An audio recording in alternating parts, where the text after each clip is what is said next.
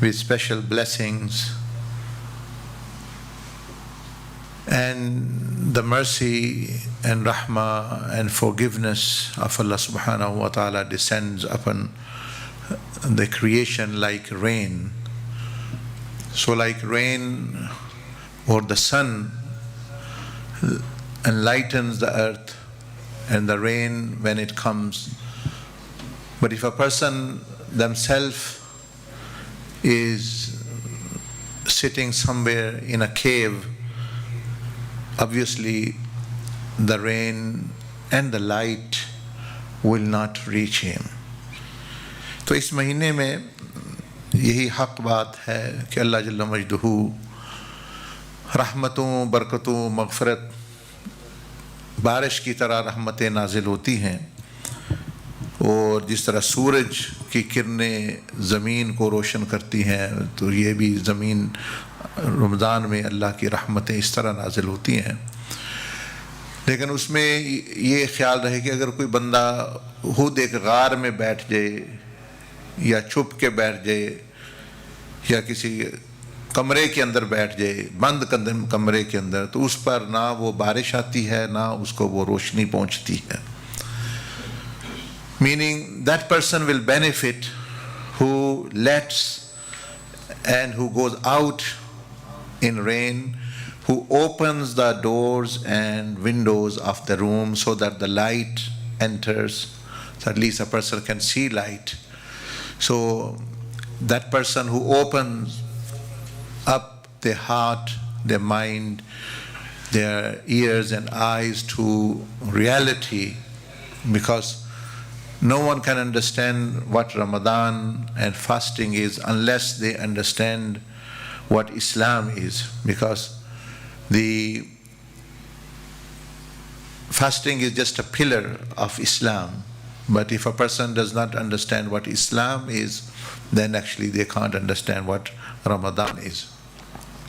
So those people who are not fasting, basically they do not know what Islam is really. That's why they are not doing. Secondly, one thing which Prophet ﷺ said, that Allah subhanahu wa ta'ala.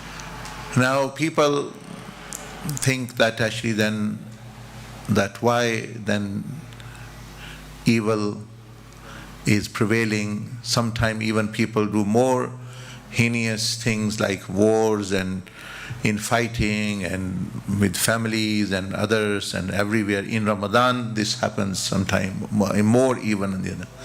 So they question themselves and others as well, oh, if shaitan is chained, then why this is happening? Well, the answer to that is very, very obvious. Then answer is that if you want to see who you really are, look at yourself in Ramadan. Because in other month you have excuse, okay, this shaitan led me, this shaitan said this to me, he put waswasa and things. But now when he is blocked, now you can see that are you really the person you think you are, or are you a different person? So this is a lesson. A great problem is not only in shaitan, then you yourself are the problem. You can see if you're still swearing, still cheating, still in ghafla and heedlessness in Ramadan, this means that that's what you are. That's your real self. So you can see Ramadan is like a mirror in which you can see real self, that now there is no outside interference. Actually now it is all the matter is inside you. So first thing is that you can see your reality, you can check your reality. It's like a reality check on you to look at yourself. Secondly, the shaitan, एक तो ये बात कि बंदा बाज़ दफ़ा ये सोचते हैं कि ये जो बाज़ दफ़ा रमज़ान शरीफ में पहले से भी ज़्यादा गलतियाँ और गलत काम, जंगें शुरू हो जाती हैं मुल्कों के दरमियान, और जो है फसादात और धोखाबाजी और साथ ही साथ रिश्तेदारों की लड़ाइयाँ और मियाँ बीवी की लड़ाइयाँ और इस तरह की चीज़ें, बंदा हैरान होता है कि ये रमज़ान में तो ये नहीं होनी चाहिए, रमज़ान में तो शैतान बंद है, तो ये क्यों हो रहा है ज़्यादा।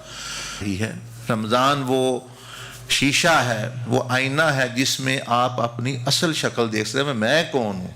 मैं सारा साल तो मैं बहाने बनाता रहा कि भाई फ़लाँ ने मुझे भटका दिया, शैतान ने मुझे ये कर दिया। अब जो है जब वो उसका अमल दखल नहीं है तो अब आपको अपनी असल पहचान, असल शक्ल नज़र आ रही है कि ये मसला मेरे में है और मैंने इसको दूर करना है। इतना शैतान नहीं कर रहा जितना मैं खुद कर रहा हूँ, क्योंकि मैं अब जो हूँ।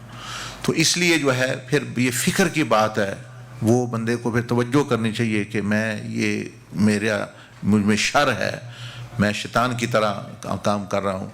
तो ये दूसरी second reason is that what in the hadith the Prophet Islam mentioned, the shaitan which Allah subhanahu wa ta'ala chains is the outer and external shayateen which actually roam around like the word jannat and other things.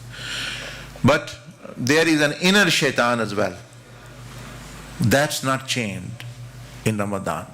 Because what the shaitan's job, or what shaitan has taken upon him as a duty wrongly, that incite people and invite people towards hellfire, towards sin, towards wrong things and wrong actions.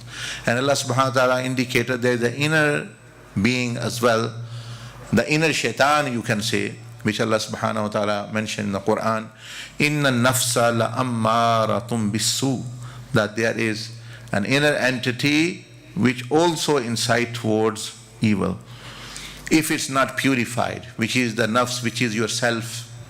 So, yes, the outer shaitan is chained, but inner shaitan is not chained, it's free. So the inner shaitan wakens up more now because it thinks actually now it has more, now there's no outer, so now one sees the activity of the inner shaitan of the person. So that's always there.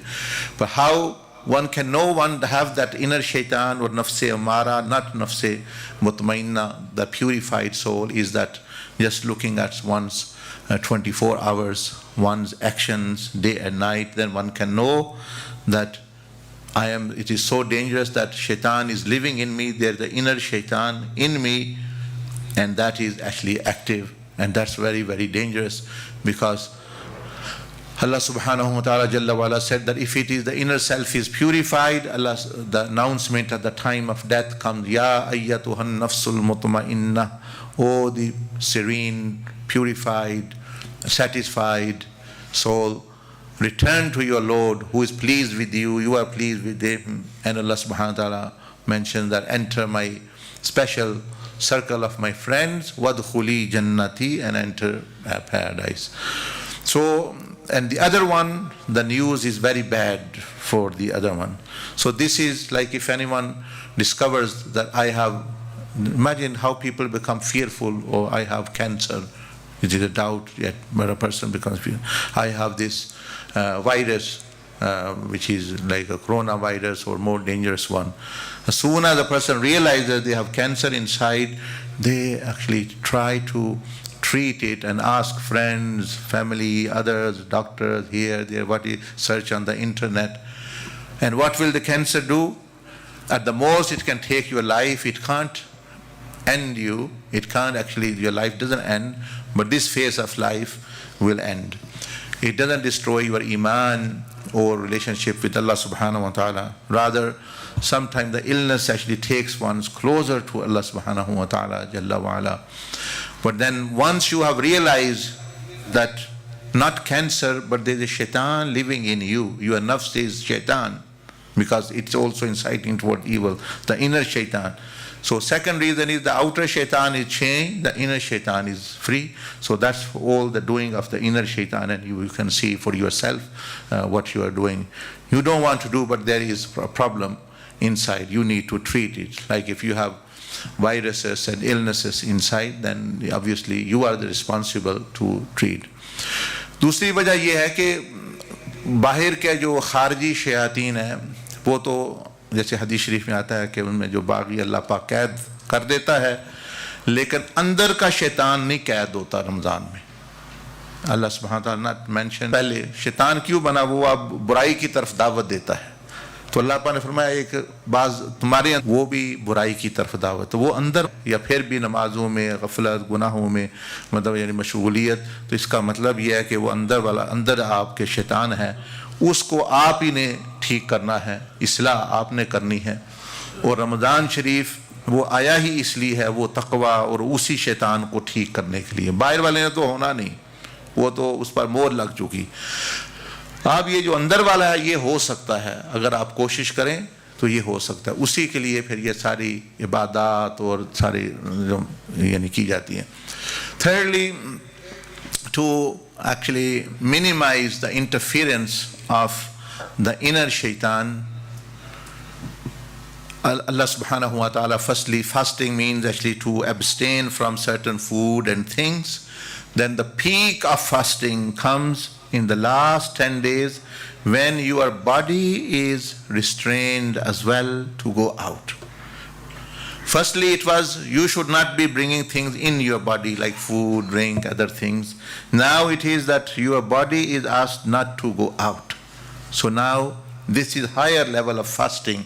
This is the fasting of whole the body, the mind, the heart. So even the physical, so you have actually secluded yourself.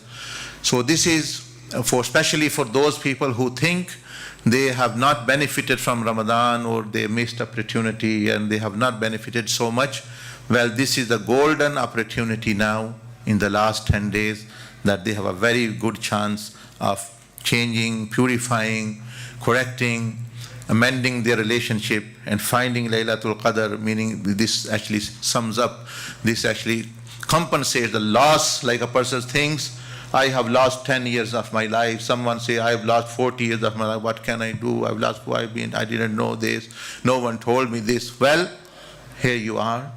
If you spend these 10 days, one night is such that it can compensate for your 80 years. Your 80 years are there for you, actually. So there's no hopelessness. So Itikaaf is not the need of Allah subhanahu wa ta'ala, the need of the deen, it is for your benefit. Like imagine we take selfies and photos with kings and queens and prime ministers and football stars and actors just to show we have some relationship with them. Oh, please, one sees a prime minister or king or whatever celebrity, oh, can I have a photo with you? Well, they're not going to give anything to you, or nor they're going to let you come into their house or anything, but just having a photo and you show. There is no honor in there actually, because all these things are false actually. Everything belongs to him. He is inviting you to be with him in his house.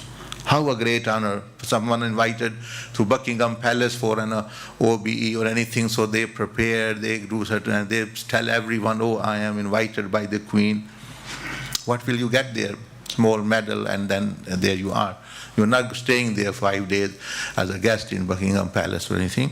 But anyway, the Itikaaf is actually invitation from the Lord, the creator of the universe and heavens and earth, to be with him, stay with him. What an hour. That's why the Prophet of Islam availed this opportunity as well. He said, yeah, I want to be with Allah subhanahu wa ta'ala. Yes, I am the Prophet of Allah. I am the Nabi and Rasul of Allah. But I still want to be with the Allah subhanahu wa ta'ala. So he was a prophet and purified. Then what to say about people like myself and yourself? They are more in need.